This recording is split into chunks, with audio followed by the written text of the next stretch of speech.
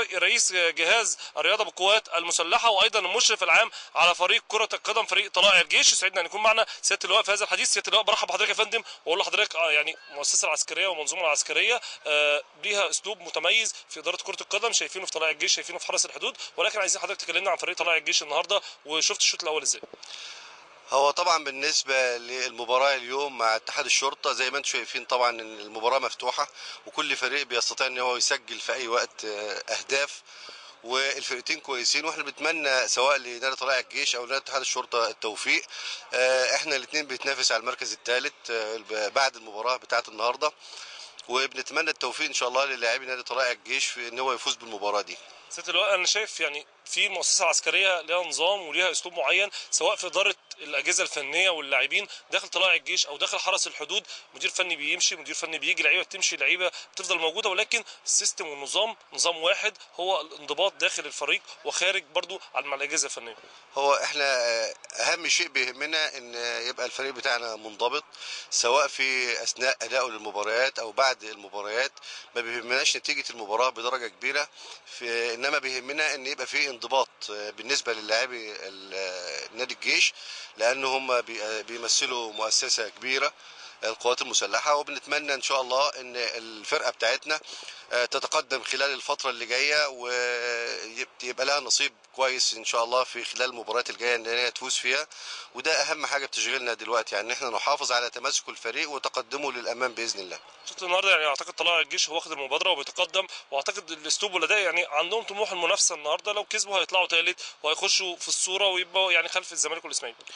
فريق طلائع الجيش النهارده نازل بروح معنويه مرتفعه جدا بعد ما فزنا على نادي الاتحاد السكندري 2-1 في المباراه الاسبوع اللي فات، وهم مصممين على الفوز خلال هذه المباراه باذن الله. بنتمنى التوفيق اليوم، لان طبعا احنا لو فزنا في المباراه زي ما انا قلت قبل كده نتقدم الى المركز الثالث، ويبقى قدامنا مباريات بعد كده سهله ممكن ان احنا نفوز فيها ان شاء الله، ويبقى ترتيبنا متقدم خلال نهايه الدور الثاني باذن الله. يعني بصفه حضرتك مسؤول عن نقول الرياضه داخل القوات المسلحه، عايز حضرتك تقول لي المنظومه. احنا بنيجي بصراحه ملاعب القوات المسلحه سواء هنا سواء جهاز الرياضه برج العرب، كل ملاعب بنلاقي منظومه متكامله، بنلاقي يعني في سهوله طالما الفاكس اتبعت، بنلاقي في التعامل يعني في حته اسلوب كده، يعني تحس اللي هو اسلوب مريح شويه في الشغل. عايز حضرتك تكلمني عن الملاعب والتنظيم ده بيبقى ازاي؟ هو طبعا احنا كقوات مسلحة اهم ما يميزنا هي الانضباط، والانضباط ده في كل شيء، سواء بقى في الملاعب سواء في الفرق الرياضية. وبعدين احنا السنة دي يعني نادي طلائع الجيش كان بينافس في معظم الالعاب الجماعية. بالنسبة للكرة الطايرة احنا اخدنا المركز الثاني بعد النادي الاهلي بفرق نقطة واحدة. كنا قاب قوسين ادنى من احنا ناخد بطولة الدوري الممتاز.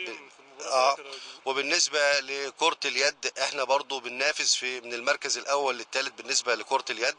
وبالنسبة لكرة السلة احنا من ضمن الثمان فرق الكبار في دوري كرة السلة. اما بالنسبة للناشئين احنا عندنا فريق 21 سنة واخد مركز ثالث.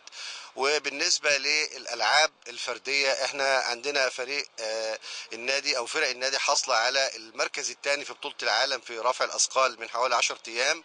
عندنا منتخب مصر في الملاكمة بيشمله 90% من لاعبي القوات المسلحة. في عندنا 4 ميداليات ذهب وفضة وبرونز في بطولة افريقيا للجودو الاسبوع اللي فات، و4 ميداليات في الالعاب القوى، وفزنا ب9 ميداليات في البطولة العربية اللي اتلعبت في الخرطوم في ديسمبر اللي فات في العاب القوى. احنا بنمد المنتخبات القومية باكتر من 180 لاعب ولاعبة بيمثلوا قوام المنتخبات القومية. الفريق الاتحاد الرماية بيمثل قوامه اكتر من 80% من لاعبي القوات المسلحة. احنا عندنا قاعدة الناشئين اللي ان شاء الله هتمثل مصر في دورة الالعاب الاولمبية الثانية للشباب في الصين في اغسطس في 2014. عندنا مجموعة من اللاعبة المتميزين اللي تأهلوا الان في رفع الاثقال، 2 لاعب ولاعبة اتأهلوا عن طريق لاعيبة القوات المسلحة الموجودين بالمنتخب القومي. واحنا في بيننا وبين الاتحاد المصري رفع الاثقال برئاسة الكابتن محمود تعاون وثيق مع اللجنه الاولمبيه ووزاره الرياضه في تناغم ما بين الهيئات العامله في مجال الرياضه بالنسبه لاعداد الابطال الرياضيين. في عندنا منتخب الملاكمه اللي ان شاء الله هيشارك برضه في الاولمبيات الثانيه للشباب، القوام بتاعه 90% من عندنا من لاعبي القوات المسلحه. يعني لما نيجي نبص هنلاقي ان القوات المسلحه عملت جيل جديد عن طريق منظومة المدارس الرياضية العسكرية المنتشرة في محافظات مصر، والجيل الجديد ده هو اللي هيبان أثره خلال ال10 سنين القادمة بإذن الله، في أن هو يغذي المنتخبات القومية بأفضل اللاعبين اللي يحققوا الإنجاز سواء العربي أو الإفريقي أو العالمي أو الأولمبي. وإحنا بنساهم في رفع العلم المصري خفاقا في جميع منصات التتويج على مستوى العالم إن شاء الله خلال الفترة القادمة. يعني افهم من كلام حضرتك الست اللي انتوا حاطين منظومه طويله الاجل، مش النهارده او السنه الجايه ولا بعدها، لا انتوا حاطين 10 سنوات اللي تكون الرياضه دايما وداخل يعني القوات المسلحه، وطبعا بتفيد المنتخبات الوطنيه تكون في تقدم خلال الفتره القادمه ايضا. احنا كنا عاملين المنظومة بتاعتنا عبارة عن خطة قصيرة المدى، ثم خطة متوسطة المدى، ثم خطة طويلة المدى، وكل خطة كانت بتهدف سواء دورة عربية او افريقية او دورة اولمبية. احنا حققنا الفترة اللي فاتت الخطة قصيرة المدى ان احنا حققنا في الاولمبيات الثانيه للشباب الاولى اللي اتلعبت في سنغافوره في 2010، عملنا 3 ميداليات من ال6 ميداليات اللي مصر حققتهم البعثه المصريه، ميداليه في المصارعه فضيه، وميداليه في الملاكمه برونزيه، وميداليه في رفع الاثقال برونزيه. ان شاء الله بنامل ان الفتره اللي جايه ان شاء الله يبقى عندنا برضو انجاز في الصين في 2014. بالنسبه للمتوسطه احنا اشركنا مجموعه من اللاعبين المتميزين في اولمبياد لندن اللي فاتت، والاول مره في تاريخ مصر من 1910 يشارك لاعب مصري حماده محمد في سباق ال 1500 متر ويفوز بالمركز الاول في الدور النصف النهائي في اولمبياد لندن. واحنا بنعد لبطوله العالم للشباب، لان هو حماده محمد هو جندي بوحدات المظلات بالقوات المسلحه، وهو بطل مرموق ان شاء الله خلال الفتره اللي جايه هيبقى له اسم في مجال العاب القوى. بالنسبه لطويله المدى ان شاء الله انتظرونا في اولمبياد الشباب الثانيه اللي هتلعب في الصين، ثم في اولمبياد البرازيل في 2016 في ريو دي جانيرو باذن الله. القوات المسلحه دايما داعمه للقطاع المدني والاتحادات الرياضيه، ولنا تنسيق مع اللجنه الاولمبيه برئاسه المستشار خالد زين ووزاره الرياضه برئاسه الوزير العامري فاروق. احنا في تناغم وتناسق باستمرار مع جميع اجهزه الدوله لصالح الرياضه المصريه. بقول لحضرتك في النهايه يعني فرق كره القدم وشكلها انا اعتقد حرس الحدود في الصوره اكتر من طلائع الجيش، يعني ممكن نشوف فرقه من فرق القوات المسلحه بتنافس على بطوله الدوري او بطوله الكاس بهذا الشكل وبهذا الانضباط اللي انت بتقول لي احنا حريصين على الانضباط اهم من اي شيء. فرقة حرس الحدود فرقة تاريخية بيرجع تاريخها لسنة 1934 ولها أبطال أولمبيين في مجال رفع الأثقال وفي مجال المصارعة في ثلاثينات واربعينات القرن الماضي، وهي فرقة من الفرق المتميزة. وزي ما احنا شايفين أداءها في الدوري الممتاز، فرقة حرس الحدود من الفرق القوية وداخلة في الصورة بشكل أفضل. وإن شاء الله احنا خلال الفترة الجاية الفرقتين بتوعنا سواء فرقة حرس الحدود أو فرقة نادي طلائع الجيش هيقدموا ويساهموا في رفع الرياضة المصرية بإذن الله في مختلف الألعاب، سواء كانت الألعاب الجماعية أو الألعاب الفردية. ست اللواء انا يعني بشكر حضرتك جدا، وبقول لحضرتك دايما القوات المسلحه يعني هي الدرع الامن لهذا البلد سواء بقى في الرياضه او في اي مجال اخر. بشكر حضرتك جدا ست اللواء مجدي اللوزي، ويعني نتمنى التوفيق للقوات المسلحه في كافه المجالات وليس في الرياضه فقط. أنا بشكرك وبنتمنى دايما التوفيق لمصر خلال الفترة القادمة بإذن الله. شكرا يا فندم. شكرا يا فندم. شكرا. مشاهدينا الكرام كنا مع حضراتكم بعد انتهاء الشوط الاول من هذه المباراه بين طلائع الجيش واتحاد الشرطه، وايضا يسعدنا ان يكون معنا بعد هذا اللقاء مع سياده اللواء مجدي اللوزي ان يكون معنا لاعب فريق طلائع الجيش الكابتن مصطفى مشير. مصطفى رحب بيك واقول لك اعتقد المباراه النهارده مفتوحه وبتنافسوا وفي طموح للعيبه اللي في الملعب، اللي هيكسب هيفضل في المركز الثالث، يعني طلائع ممكن تطلعوا المركز الثالث، اتحاد الشرطه لو فضل حتى بتعادل او الفوز هيطلعوا المركز الثالث زي ما هو. والله بسم الله الرحمن الرحيم. في الاول بقول الماتش زي ما انت شايف اول 35 دقيقه 4 تجوال، جبنا جونين ما عرفناش نحافظ عليهم قوي.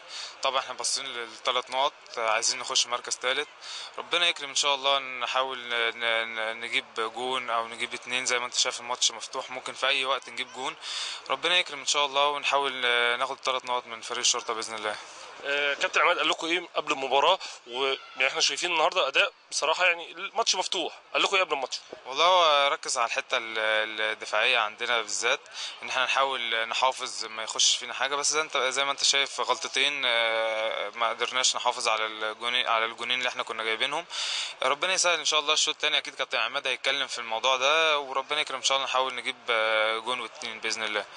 في تغييرات هتحصل في الشوط الثاني ولا كابتن عماد ما قالش لحد؟ لا لسه ما قالش، هو بيكلم الفرقه بس لسه ان شاء الله. انا بشكرك جدا يا كابتن وبالتوفيق ان شاء الله. شكرا. مشاهدينا الكرام، احنا مستمرين مع حضراتكم ونقول دقائق قليله وتبدا الشوط الثاني لهذه المباراه. يبدا يعني شفنا الشوط الاولاني كان تعادل ايجابي، كان 2-2 وكانت المباراه فيها نديه والفرقتين بيتصارعوا على المركز الثالث، سواء اتحاد الشرطه يبقى في المركز الثالث او طلائع الجيش يسعى ايضا للصعود الى المركز الثالث. يسعدنا ايضا ان يكون معنا يعني نقول لاعب منتخب مصر في الاولمبياد الماضيه، وهو ايضا لاعب طلائع الجيش، وهو حارس المرمى كابتن محمد بسام. محمد برحب بيك وبقول لك يعني النهارده طلائع الجيش بيلعب مباراه كويسه، وشايفين الصوره والاداء، شكلكم النهارده يعني فريق بينافس وعايز يطلع ويدخل في الصوره في مربع ذهبي.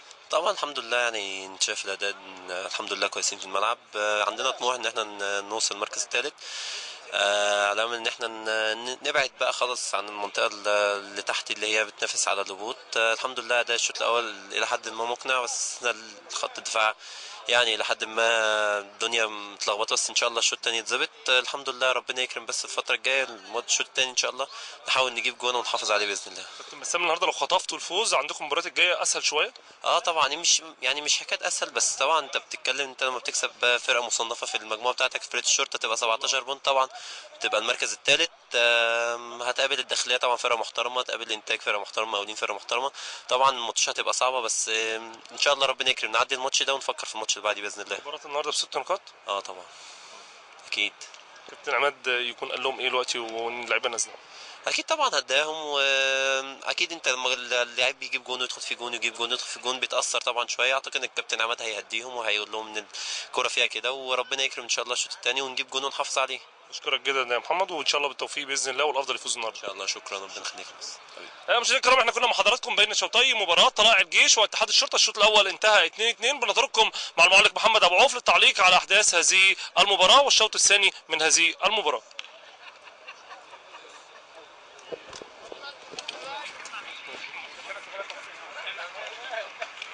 تعالى يا محسن اسمع النبي.